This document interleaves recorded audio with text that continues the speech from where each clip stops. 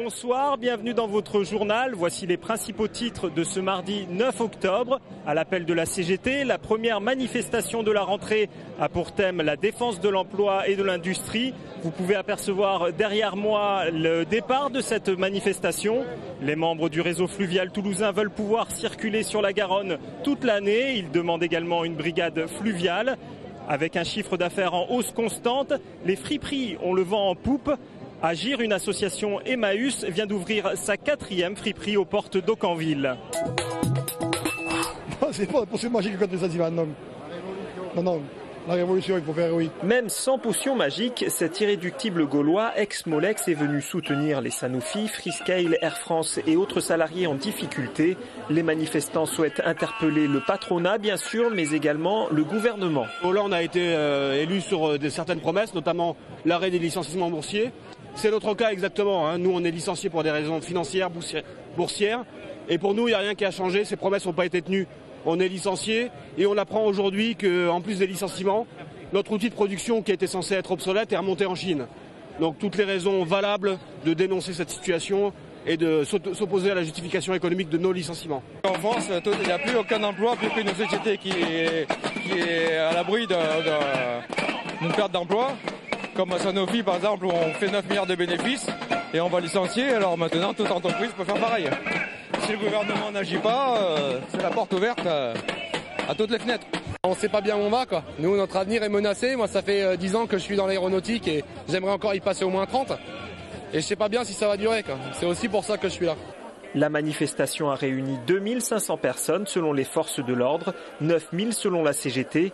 Le syndicat considère que les actes du gouvernement Ayrault ne sont pour l'instant pas à la hauteur. Ce que l'on souhaite, c'est d'abord avoir une vraie politique de reconquête industrielle dans le pays et dans le département de la Haute-Garonne et dans la région Midi-Pyrénées, mais aussi que vraiment on se réoriente vers une meilleure répartition des richesses créées par le travail des hommes et des femmes. On veut aujourd'hui assurer la pérennité de notre système de protection sociale, voire l'améliorer, parce que c'est possible. Des sources de financement sont possibles. En marge de cette mobilisation, les membres du collectif CAC 31 se sont rassemblés devant la préfecture en fin d'après-midi pour dire non aux politiques d'austérité européennes. Système D oblige, en temps de crise, les friperies d'Emmaüs attirent de plus en plus de clients. Les recettes augmentent chaque année de 10%. Aussi, l'association vient d'ouvrir une 4e boutique au nord de Toulouse, près d'Aucanville. Pour quelques euros, on y achète vêtements, livres, jouets et bibelots. Un des buts essentiels de l'association étant de créer des emplois, on avait besoin d'outils de travail pour créer des emplois supplémentaires. Et l'outil de travail de l'association, c'est donc la gestion de boutiques avec le tri, la récupération de dons et la vente de vêtements pour l'essentiel dans les boutiques. Tous les jours, dans ce hangar attenant à la boutique, des salariés en insertion et des bénévoles trient les vêtements donnés avant qu'ils ne soient vendus. Ce qui est en bon état, c'est un vêtement qui n'est pas taché, peluché et assez propre. Il y a des fois, on a des poches, vraiment tout est pourri à l'intérieur. Et les gens nous donnent, mais bon, nous on prend tout. Et puis bon, il y a des fois, on tombe aussi sur des choses de marque. Il y a des gens qui envoient vraiment en bon état des choses de marque. Il y a des fois, quand ils lui déposent, ils nous précisent. Par solidarité et pour lutter contre le gaspillage, les dons sont de plus en plus nombreux, mais seuls 20 à 30% des vêtements iront en boutique. Le reste sera retrié dans une plateforme de textile indépendante d'Emmaüs. Pour faire connaître cette nouvelle boutique, l'association devrait organiser une braderie de livres dans les prochaines semaines. À noter pour cette rentrée une réduction de 30% pour les étudiants dans les 4 friperies. Des règles de navigation à Toulouse obsolètes pour beaucoup. Le réseau fluvial toulousain revendique certains points de la réglementation inchangés depuis 1996. Règlement qui justement est en cours de révision par la DDT, la direction départementale du territoire. Le moment est donc favorable pour se faire entendre. Quand la cote d'eau dépasse à hauteur du pont neuf 1 mètre, on ne peut pas naviguer, il y a une interdiction de naviguer. Et notre activité, en fait, est limitée à en gros 8 mois dans l'année, puisqu'il y a 4 mois dans l'année où on a le risque que la côte monte au-delà d'un mètre et donc on ne peut pas à ce moment-là naviguer sur la Garonne. Et donc nous pensons que jusqu'à 1,40 m, on peut naviguer sans difficulté et sans prendre de risques.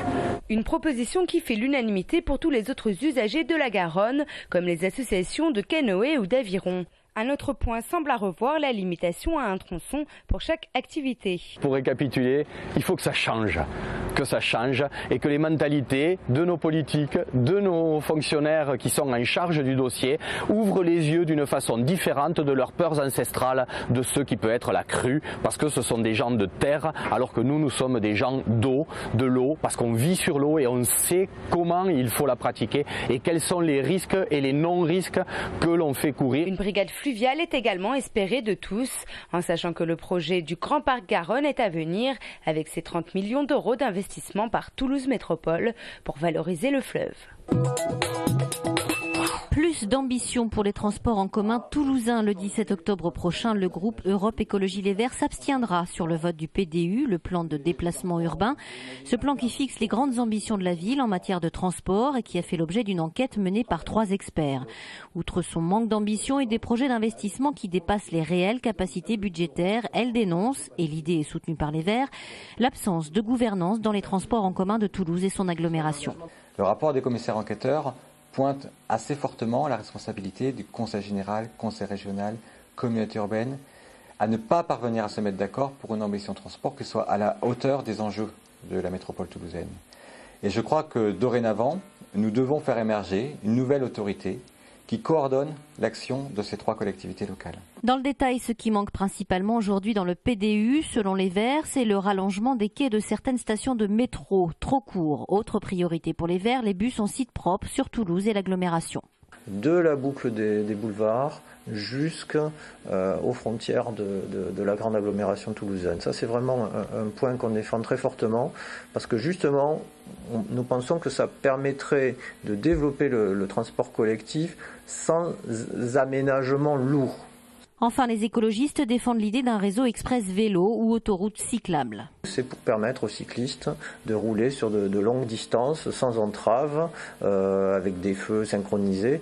Et là aussi, pour nous, une dizaine de voies express vélo à la place du stationnement automobile, pour nous, ça fait vraiment partie des choses très, très prioritaires. Selon toute vraisemblance, l'abstention d'Europe Écologie Les Verts n'empêchera pas l'adoption du PDU. 118 communes et au total 940 000 habitants sont concernés par ce plan de déplacement urbain qui prévoit 2 milliards d'euros d'investissement.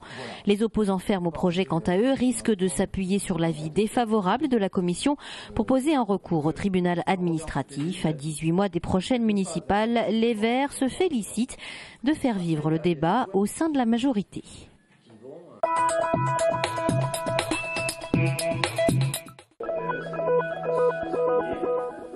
Aujourd'hui, présentation de la saison 2012-2013 des Dauphins du TOEC. Qui nous aide, la mairie de Toulouse d'un côté. La société de production toulousaine de cinéma d'animation TAT n'en revient toujours pas. Les producteurs et réalisateurs sont sélectionnés aux États-Unis pour les Emmy Awards, l'équivalent des Oscars pour la télévision. C'est le film Les As de la Jungle, opération Banquise, qui a été nominé. Ils concourront dans la section internationale, catégorie animation pour enfants, en février 2013. En tout, pour ce cru outre-Atlantique, il n'y a que 2 sélections françaises, nos Toulousains et la série policière Braco. À suivre. Mon écousin, toi et moi. Je suis beaucoup plus proche du primate que du rongeur. Monsieur Maurice, Miguel peut taper la méchante souris? Non, Miguel, va falloir attendre les mouettes. Les morses.